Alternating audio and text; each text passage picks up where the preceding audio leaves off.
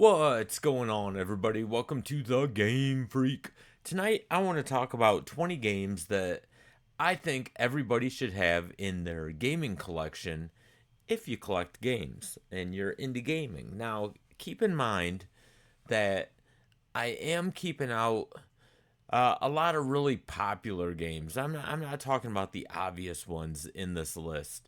You know, stuff like Super Mario Brothers and uh, Legend of Zelda and stuff like that. Not like the real big games. Now, there are a few popular games in this list of 20, but, they don't stand, as high as like Super Mario and Zelda and stuff like that. Also, this list is only going to be games from the Atari 2600 up to the PlayStation 1. I didn't go any further past this. These are just older games that I think everyone should have in their collection, man.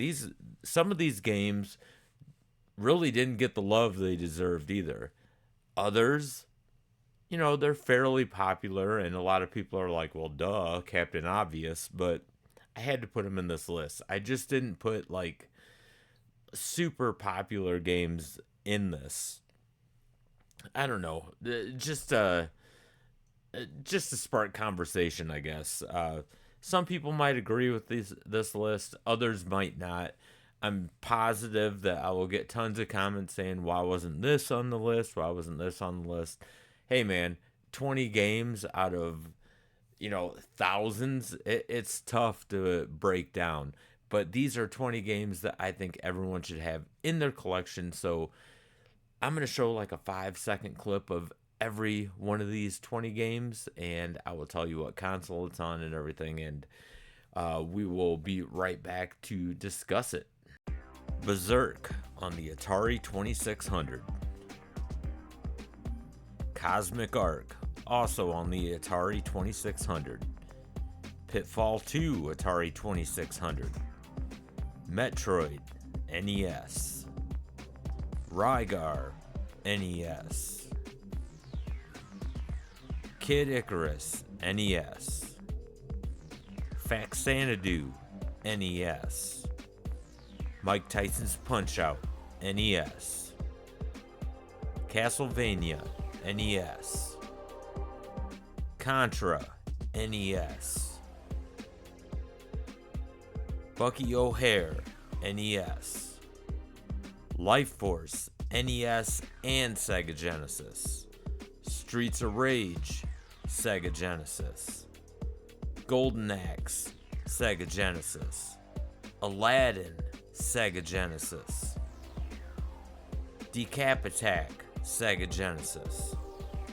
Kid Chameleon, Sega Genesis. Toe Jam and Earl, Sega Genesis. Metal Gear Solid, PlayStation 1, and Resident Evil, PlayStation 1. Now, I get it. I get it 100%. Some of these games that I showed were pretty popular, like Contra and Mike Tyson's Punch-Out and Resident Evil, and Metal Gear Solid was pretty popular. But again, they're not at like that tier where people look at like Super Mario Brothers and Legend of Zelda. Yeah, I keep using them as examples because they were like really big sellers. If I was going by really big sellers, I would have included them. I would have included like Dragon Warrior and stuff like that. This list could have had so many games on it, especially if I would have went all the way up to like the PS5 or something. Obviously, I would have put a lot more Resident Evil games in there. I think everybody should be playing like the original, I don't know, at least the original three, up to Nemesis. Nemesis was awesome. I don't think that gets enough love. A lot of people say Resident Evil 2 was the better, but I liked Nemesis better. Honestly, 2 was awesome, but man, Nemesis was great. And on top of that, I would have put a bunch of or all of them actually, the God of War series. That's a phenomenal series. Obviously, Red Dead Redemption 2 would have been like my number one. Everybody knows that. I mean, breaking these down into 20 games is extremely difficult, especially in the 8 and 16-bit era, because there was just hundreds of games, hundreds of great games that we got to play growing up. And to break that down to 20 is just extremely tough. But there are some games that I included on here that I don't think get, like really received enough credit. Bucky O'Hare is one of them, for example. Bucky O'Hare is such a great game. In fact, I didn't play that game for the first time until a year ago when I got one of my Nintendo multi cards. I was like, man, I've always heard of this game. I want to check it out. And when I played it, I mean, I instantly fell in love. Like the controls on they're so crisp. I mean, they're just dead on. It's just a really fun game. It's a challenge too. It's a pretty damn hard game. And another one is Decapitat on the Sega Genesis. It's like, man, I totally forgot how fun that game is. Like going back and playing that game, it was so much fun playing that. I remember renting it, and then I ended up buying it. Still have my copy, obviously, and it's fun to take games like that off the shelf again and put it in the console and start playing.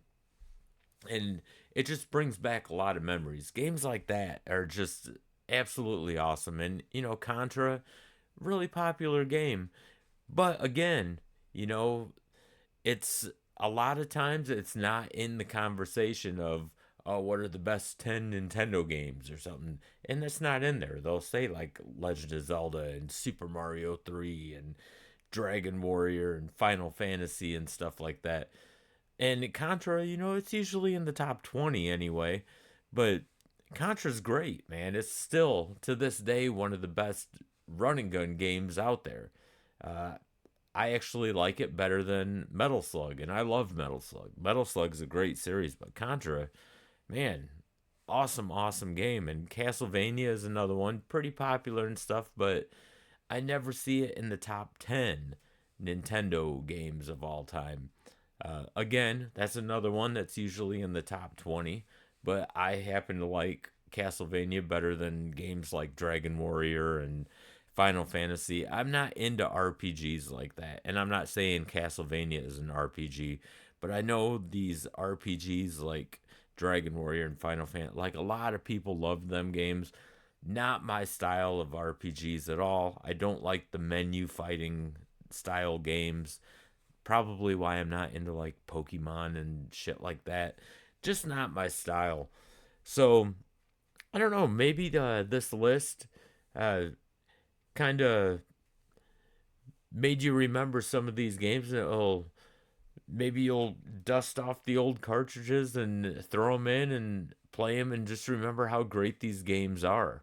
A lot of fun, man. I love looking back at games that I just haven't played in a while, and older games that I've just never played before, like Bucky O'Hare. It was awesome, awesome to play it for the first time like a year ago, and just experience it as a new game to me. So absolutely phenomenal game. If you've never played that, that's one of them that I highly, highly recommend. That is a great game. So I want to thank you guys for taking the time to watch this video.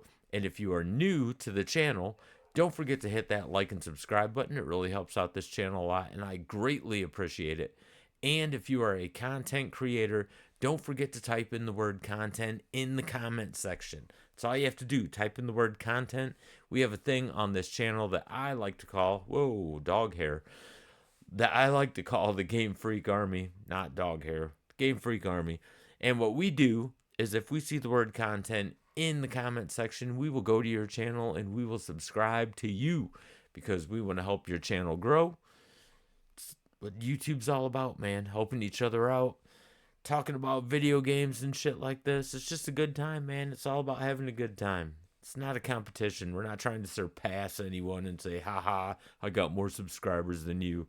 It shouldn't be that way anyway. I mean, I don't look at it that way. I just like having a good time bullshitting about video games. So once again, I want to thank you guys for taking the time to watch the video. And until the next one, game on, everybody.